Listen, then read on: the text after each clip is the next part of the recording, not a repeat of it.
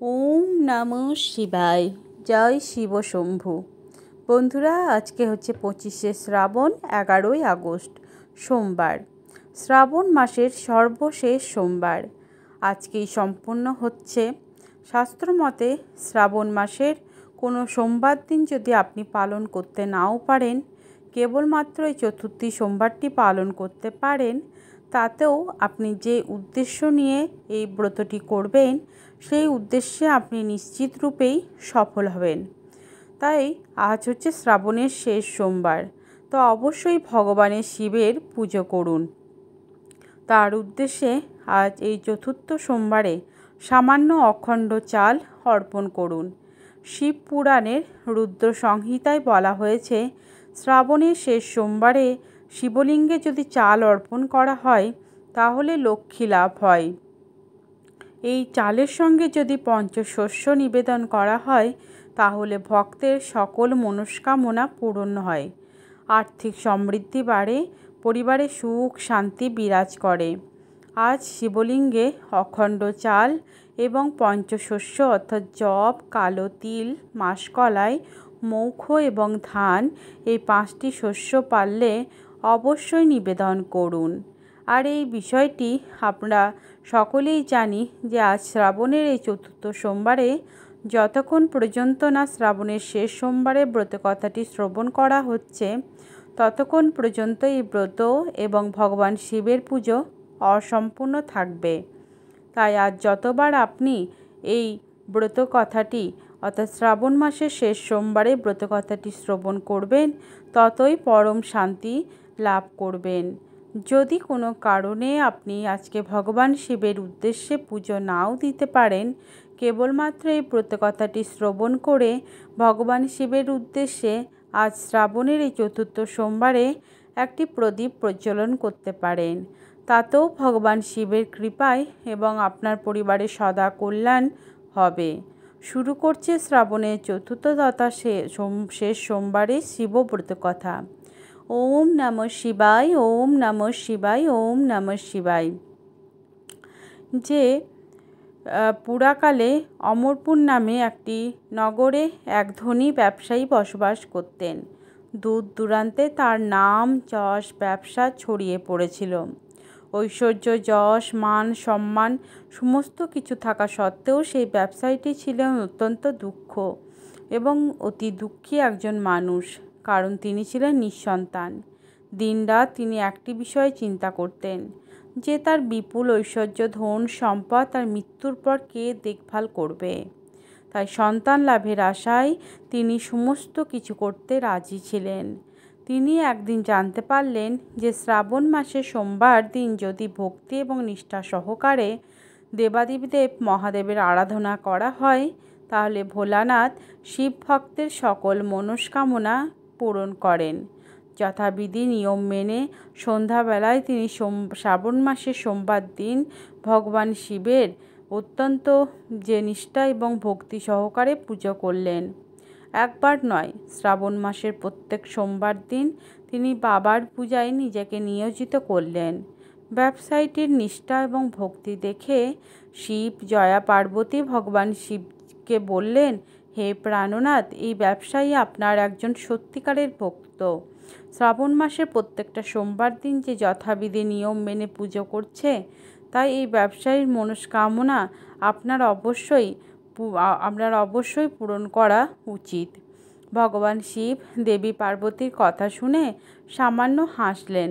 তারপর বললেন, হে পার্বতী, এই সংসারে সমস্ত ব্যক্তিকেই নিজের কর্ম অনুসারে ফল প্রদান করা হয়ে থাকে। মানুষ যেরকম কর্ম করবে তেমন তার ফল পাবে। ভগবান শিবের এই কথা শোনার পরে পার্বতীজি অত্যন্ত আগ্রহের সঙ্গে বললেন, আপনাকে কিন্তু আপনার এই ভক্তের অবশ্যই মনস্কামনা পূরণ করতে হবে। আপনার এই ভক্ত অন্য 5 জনের থেকে অনেকটাই আলাদা। শ্রাবণ মাসের প্রত্যেকটা সোমবার দিন সে যথাবিধি নিয়ম মেনে আপনার পূজা করছে এবং আপনার পূজা সম্পূর্ণ করার পরেই সে ভোজন গ্রহণ করছে। আপনাকে এই ব্যক্তির সন্তান প্রাপ্তির মনস্কামনা অবশ্যই পূরণ করতে হবে। দেবী পার্বতীর এত আগ্রহ এবং অনুরোধ দেখে ভগবান শিবজি আর না করতে পারলেন না। তিনি বললেন, ঠিক আছে, আমি এই ব্যবসায়ীটিকে সন্তান প্রাপ্তির বরদান করছি, কিন্তু তার এই সন্তান 16 বছরের অধিক জীবিত থাকবে না। শ্রাবণ মাসের শেষ সোমবার ব্রত শেষ হওয়ার পর সেই ব্যবসায়ীটি সেই রাতেই ভগবান শিবের স্বপ্নে দর্শন করলেন। স্বপ্নে ভগবান শিবজি তাকে পরিষ্কার করে জানালেন যে তার পুত্র সন্তানের বরদান করছেন তিনি, তবে তার এই পুত্র 16 বছর পর্যন্ত কেবল জীবিত থাকবে। ভগবান শিবের কাছ থেকে এই বরদান পেয়ে ব্যবসায়ী অত্যন্ত খুশি হলেন। তবে পুত্র যেহেতু অল্প আয়ু নিয়ে জন্মগ্রহণ করছে, তার জন্য চিন্তিত হলেন। বেশ কয়েক মাস পর তার একটি ফুটফুটে পুত্র সন্তানের জন্ম নিল। ব্যবসায়ীর ঘর খুশিতে ভরে গেল। যথেষ্ট ধুমধামের সহিত এই উৎসবের আয়োজন করা হলো, কিন্তু ব্যবসায়ী খুব একটা খুশি ছিলেন না, কারণ তিনি জানতেন যে তার এই পুত্র অল্প আয়ু হিসেবে জন্মগ্রহণ করেছেন। সে কথা তিনি এতদিন পর্যন্ত রহস্যই রেখেছেন। আর ঘটনাচক্রে সেই পুত্র সন্তানের নামকরণ করা হলো অমর নামে। ছোটবেলা থেকে তাকে দান, ধ্যান, জপ, তপ, পূজা অর্চনা শেখানো হলো। আর ব্যবসায়ীটি প্রত্যেক বছর শ্রাবণ মাসের সোমবারের ব্রতের সঙ্গে সঙ্গে 16 সোমবার ব্রত রাখতে শুরু করলেন। এরপর ব্যবসায়ীটির ছেলে অমরের বয়স যখন 12 বছর হলো, তখন ব্যবসায়ী তাকে শিক্ষা প্রদানের উদ্দেশ্যে তার মামার সঙ্গে বারাণসীতে পাঠালেন। যাবার সময় বলে দিলেন, যে স্থানে শিব মন্দির দেখতে পাবে সেখানেই ভগবান শিবের পুজো করবে। ওই স্থানে দীন দুঃখী মানুষ ব্রাহ্মণকে ভোজন করাবে। এভাবেই মামা ভাগ্নে বারাণসীতে যাওয়ার পথে একটি নগরে প্রবেশ করলো। যেদিন প্রবেশ করলো সেদিনই সেই নগরে রাজার মেয়ের বিয়ে। তবে সেই রাজার ছেলে সেই মেয়েকে বিয়ে করতে রাজি এসেছে। সেই রাজার ছেলের এক চোখ ছিল অন্ধ, আর এই বিষয়টি গোপনে রাখা হয়েছিল। পথের মধ্যে সেই ব্যবসায়ীটি সুন্দর ছেলেটিকে দেখতে পেয়ে সেই রাজার এক কুবুদ্ধি জাগ্রত হলো মনে। সে মনে করল তার এই অন্ধ ছেলের পরিবর্তে সেই ব্যবসায়ী ছেলেটিকে নিজের ছেলে হিসেবে পরিচয় দেবে। তারপর বিবাহ শেষ হয়ে গেলে সেই ব্যবসায়ী ছেলেটিকে তাড়িয়ে দিয়ে সেই রাজ্যে রাজার মেয়েটিকে নিজের রাজ্যে নিয়ে যাবে। প্রাণের ভয়ে ব্যবসায়ী ছেলেটি সেই সময় মুখে কিছু না বললেও বিবাহের পর রাজকুমারী শাড়ির আঁচলে সুযোগ বুঝে লিখে দিয়ে যায় যে তোমার সঙ্গে তো আমার বিবাহ হলো, কিন্তু বিয়ের পর যে রাজকুমারের সঙ্গে তোমাকে নিয়ে যাওয়া হবে সেই রাজকুমারের আসলে এক চোখ অন্ধ। আমি তো বারাণসীতে শিক্ষা গ্রহণ করতে যাচ্ছি। বিবাহ সম্পন্ন হওয়ার পর পরের দিন সেই ব্যবসায়ী পুত্রকে তাড়িয়ে দেওয়া হয়, কিন্তু রাজকুমারী যেহেতু আসল সত্য জেনে ফেলেছে, তাই সে রাজার অন্ধপুত্রের সঙ্গে যেতে রাজি হলো না, এবং তাই বরং ব্যবসায়ী পুত্র অমরকে নিজের স্বামী মনে করে তার জন্য প্রতীক্ষা করতে থাকে। অন্যদিকে অমর এবং তার মামা শেষ পর্যন্ত বারাণসীতে উপস্থিত হয় এবং সেখানে 4 বছর ধরে অমর শিক্ষা গ্রহণ করে। যখন তার 16 বছর পূর্ণ হয় সেই দিনই ভগবান শিবের স্বপ্নাদেশ সত্য হয় এবং অমরেরই মৃত্যু হয়। ছেলের মৃত্যুর সংবাদ পেয়ে সেই ব্যবসায়ী এবং তার স্ত্রী অন্নগ্রহণ পরিত্যাগ করে। এই ঘটনায় শিব, জয়া, পার্বতী যে অত্যন্ত শিবের প্রতি ক্রুদ্ধ হন। তিনি ভগবান শিবের উদ্দেশ্যে বললেন, যে ব্যক্তি আপনার সারা জীবন ধরে নিষ্ঠা এবং ভক্তি সহকারে পুজো করল, যার পুত্র একইভাবে আপনাকে পুজো করে আসে, তার প্রতি আপনি এরূপ বিরূপ হলেন কিভাবে? ভগবান শিব বললেন, এটা বিধির বিধান, যা হওয়ার তা তো হবেই। এই কথায় পার্বতী আরও ক্ষুদ্র হলেন। তিনি বললেন, তাহলে ভক্তির কি কোনো রকম অর্থ নেই? এরপর থেকে কোনো ব্যক্তি তার ভক্তির প্রতি বিশ্বাস রাখবে না। ভগবান শিব দেবী পার্বতীর এরূপ আগ্রহ দেখে শেষ পর্যন্ত সেই ব্যবসায়ীর পুত্র অমরকে জীবিত করলেন। ব্যবসায়ীর পুত্র অমর শিক্ষা সমাপ্ত হওয়ার পর যখন নিজের বাড়ি ফিরতে শুরু করলেন, সেই সময় পথের মধ্যে সেই প্রতীক্ষারত রাজকুমারী এবং রাজা ধন সম্পদ নিয়ে নিজের নগরে প্রবেশ করলেন এবং ভগবান শিবজি সেই ব্যবসায়ী আবার স্বপ্নে দেখা দিয়ে বললেন, তোমার ভক্তি এবং নিষ্ঠায় আমি প্রসন্ন হয়েছি। তাই বিধাতার বিধির লিখন শেষ পর্যন্ত আমাকে বদলাতে হয়েছে। তোমার মতনই এরূপ কোনো ব্যক্তি যদি আমার প্রতি পূর্ণ বিশ্বাস রেখে নিষ্ঠা এবং ভক্তি সহকারে শ্রাবণ সোমবারের ব্রত রাখে এবং ব্রত সমাপ্তির পর শ্রাবণের সোমবারের এই ব্রতকথা শ্রবণ করে, তাহলে নিশ্চিত রূপে তার মনের অভীষ্ট ইচ্ছা পূরণ হবে। এইবার আমরা শ্রবণ করুন আজকের দিনে অন্যতম গুরুত্বপূর্ণ অংশ শিব চালিসা। ওম নমঃ শিবায়, জয় শিবশম্ভু, শ্রী গণেশ গিরিজা সুবন মঙ্গল মৌল সুজান কহত অযোধ্যা দাস তুম দেহ অভয় বরাদান। জয় হে গিরিজাপতি দীন দয়াল প্রভু, তুমি সদা তুমি প্রতিপালক। সন্তজনের ভূমি কপালে চন্দ্র শোভা পায়, শোভা ধরে নীরা কানেতে কুণ্ডল নাগের নিচে নাগহীরা। গৌরবঙ্গে বহে গঙ্গা শুভ্রধারা, তার মুন্ডমালা পরিছে তুমি ছাই ভসে সারা শরীর, তোমার বাকছাল বস্ত্র তোমার শোভা পায়। যে অতি ছবি সে তোমার হেরে মুগ্ধ নাগ ও মুন্নি জ্যোতি ময়না। মাতার তুমি প্রিয় দুলারি, মহাতেজ বাম অঙ্গে তোমার শোভাবান। দেবীন মহাননেজ হাতে তোমার ত্রিশোভা, ভয়ঙ্কর রূপ তার সদা তুমি নাশ করো শত্রু, সে তোমারই কার্যভার। তোমার নন্দী গণেশ দুজন কি বা শোভা ধরে সাগরেরও মাঝে, কোমল যেন শোভা করে কার্তিক ও শ্যাম। আর গণরাজ সে রূপের কথা বর্ণনা করা যায় না, সে তো অপরূপ। গাঁথা দেবতারা যখন গিয়ে ডাকিল তোমায় তখনও দুঃখ প্রভু তুমি করিলে দূর, হেতাই তারক অসুর যখন করিল উপদ্রব দেবগণ, সকলে মিলে তোমাকে ডাকিলে সব তখনই সরানন্দ তুমি পাঠালে দূত লবণী, মেষে মারিয়া তারে করিলে দড়ীভূত। জলধর অসুর তুমি করিলে সংহার, তব সুযশ জগতে বিদিত চমৎকার। ত্রিপুরার সাথে যুদ্ধ করে তুমি প্রভু হে সবারে কৃপা করি বাঁচালে সবাকে। কঠোর তপস্যা যখন করিল ভগীরথ, পুরিলে প্রতিজ্ঞা তাহারে পুরারি পথ। দানীদের মাঝে তুমি শ্রেষ্ঠ, সম কেহ নাহি, সেবকরে স্তুতি করে তব সদা সততাহে চাহে। বেদে তব মহিমা গায়, কেউ জানে না তব ভেদ অকস্মাৎ, তুমি কোথা হতে না পায় কেউ ভেদ। উদ্ধি মন্থনে যখন প্রকট হলো জ্বালা দেব অসুর সব, পড়িল দেখিয়া এ খেলা দয়া করে, তখনও তুমি করিলে সহায়তা। নীল নলক কণ্ঠ তোমারও নাম হইল তখনও কথা, রামচন্দ্র যখন পূজা তোমারও করিল, লঙ্কা জয় করে বিভীষণ তখনও পাইল। সহস্র কমলে যখন একটি হারালো প্রভু কমল নয়ন, পূজারী তখন পরীক্ষা দিল প্রভু এক কমল। প্রভু তুমি রাখিলে যে পূজা করিতে চাইল, কমল নয়ন সেই কঠিন ভক্তি দেখে প্রভু শঙ্কর যখন প্রসন্ন হয়ে দিলেন বর ইচ্ছাতি বরণ জয়া। জয় জয় অনন্ত অবিনাশী তুমি কৃপা করো সকলের প্রতি সর্বঘটে। স্বামী দুষ্ট সকলে নিত্য মোরে জ্বালাতন করে, ঘুরিয়া ফিরিয়া আমি শান্তি না পাই সংসারে। ত্রাহি ত্রাহি আমি ডাকি হে নাথ মোরে, এই অবসর মোরে এসে তুমি উদ্ধার করে ত্রিশূল দিয়ে শত্রুদের মারো। তুমি আজ সংকট হতে মারো উদ্ধার করো মহারাজ।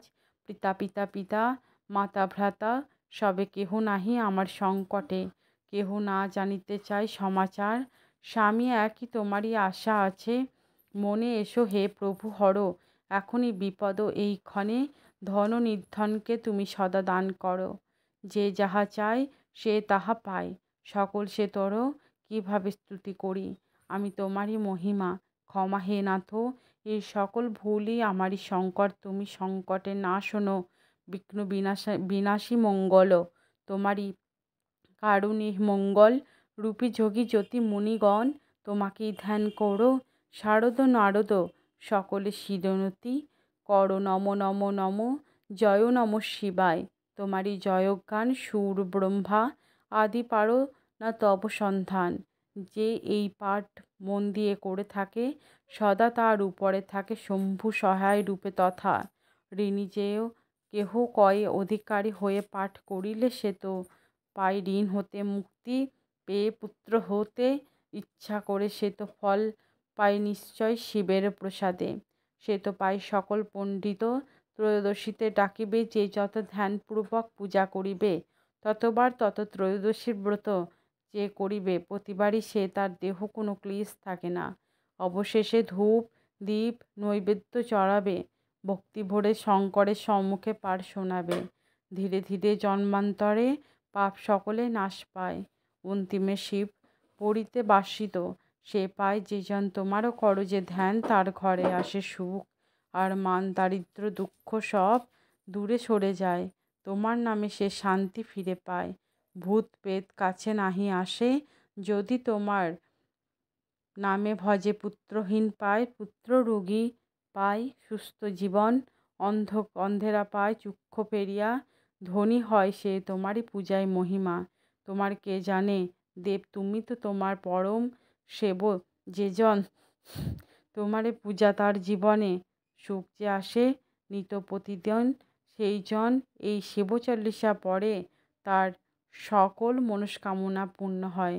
তবে শ্রাবণ মাসে যে জন তোমায় পুজো সবারে মহাদেবের কৃপাধারা নিরন্তর ঝরে, নিয়মিত প্রত্যুষ পাঠ করে এই চল্লিশা বারবার, হে জগদীশ পূর্ণ করো আমার কামনা। এই সংসারে হেমন্ত ঋতুতে সংবাদ শিবের চল্লিশা পূর্ণ হোক এবং ওম সকলের কল্যাণ। ওম নমঃ শিবায়, ওম নমঃ শিবায়, ওম নমঃ শিবায়। নমো পার্বতী পতয়ে নমঃ। এবার দর্শক বন্ধুরা আপনাদের সামনে ব্যক্ত করছি আজকের দিনে অন্যতম গুরুত্বপূর্ণ বিষয় মহামৃত্যুঞ্জয় মন্ত্র, যা আজ শ্রাবণের শেষ সোমবারে অন্তত 3 বার অবশ্যই শ্রবণ বা পাঠ করতে হয়। ওম ত্রয়ম্বকম ইজামহে সুগন্ধিম পুষ্টিবর্ধনাম উবারুকমিব বন্ধনা মৃয়োমামৃতা। ত্রয়ম্বকম ইজামহে সুগন্ধিম পুষ্টিবর্ধনাম উবারুকমিব বন্ধনা মৃত্যুরোমামৃতা। ওম ত্রয়ম্বকম ইজামহে সুগন্ধিম পুষ্টিবর্ধনাম উবারুকমি বন্ধন মৃত্যুরোমামৃতা। ও ত্রয়ম্বকম জামহে সুগন্ধ পুষ্টিবর্ধনা রাবারো বন্ধন মৃত্যুরোমামৃতা।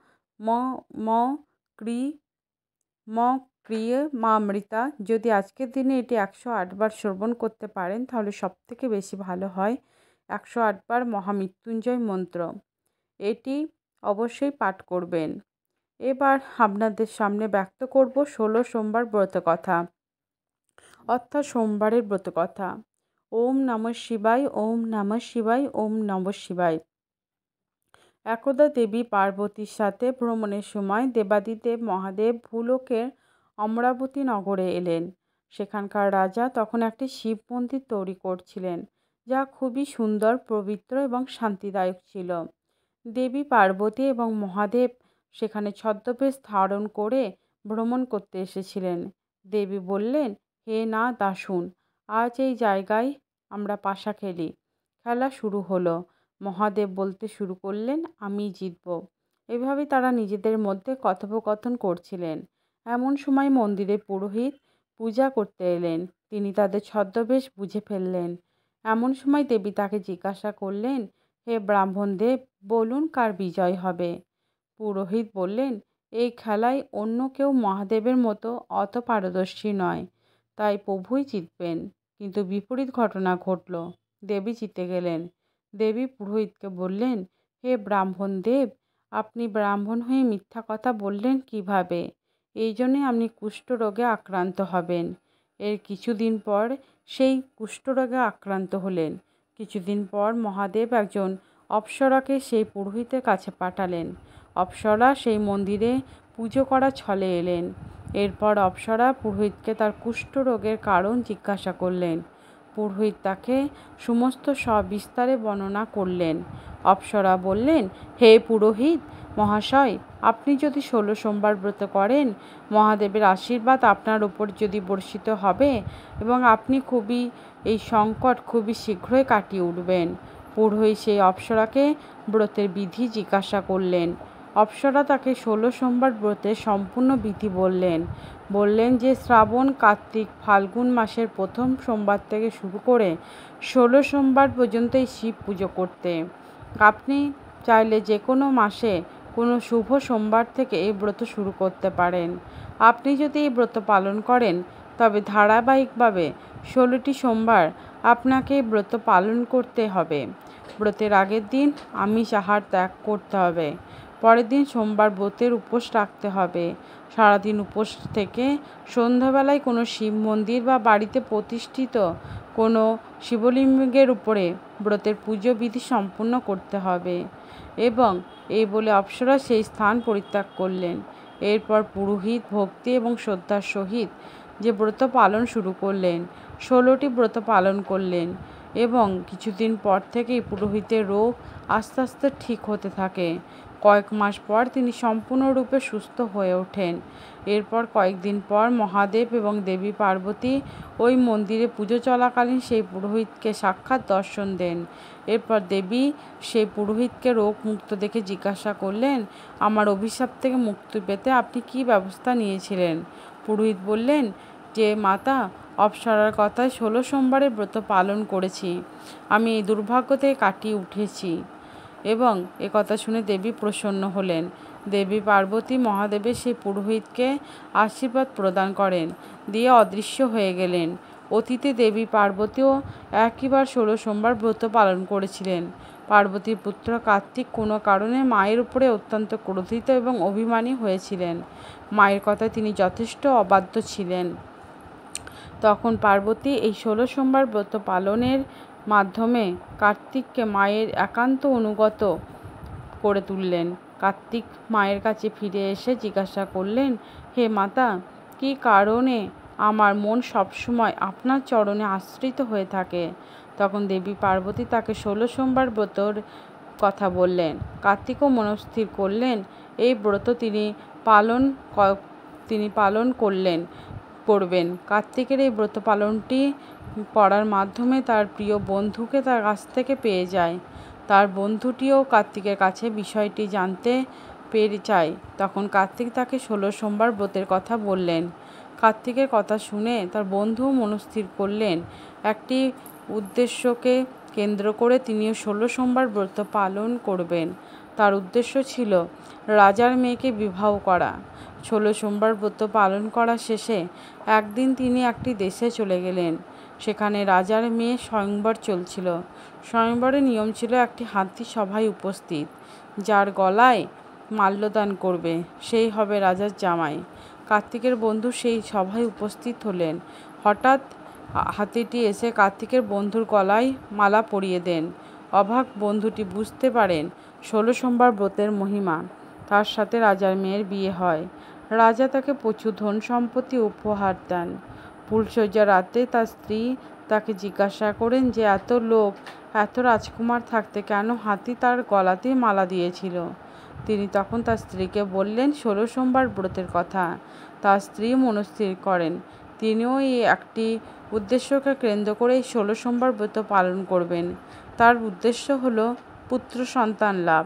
নিষ্ঠা এবং ভক্তি সহকারে তিনি এই 16 সোমবার ব্রত পালন করার পর তার একটি ফুটফুটে পুত্র সন্তান হলো এবং পুত্র সন্তান বড় হওয়ার পর মার কাছে জানতে চাইল যে তাকে মা পেল কিভাবে। তিনি 16 সোমবার ব্রতের কথা পুত্রকে জানালেন। পুত্র তখন মনস্থির করলেন একটি উদ্দেশ্যকে কেন্দ্র করে তিনি 16 সোমবার ব্রত পালন করবেন। এইভাবে একজন থেকে অন্যজনের মুখে ছড়িয়ে পড়ল 16 সোমবারের ব্রতকথা। এই ব্রতকথা থেকে একটি বিষয় স্পষ্ট জানা যায়, যদি কোনো ব্যক্তি কোনো উদ্দেশ্যকে কেন্দ্র করে এই ব্রত নিষ্ঠা এবং ভক্তির সহিত যদি 16টা সোমবার পালন করে থাকে, তাহলে নিশ্চিত রূপে তার এই উদ্দেশ্য সফল হবেই হবে। আশা করি দর্শক বন্ধুরা এই 16 সোমবারের ব্রতকথাটি শ্রবণ করে আপনাদের ভালো লেগেছে।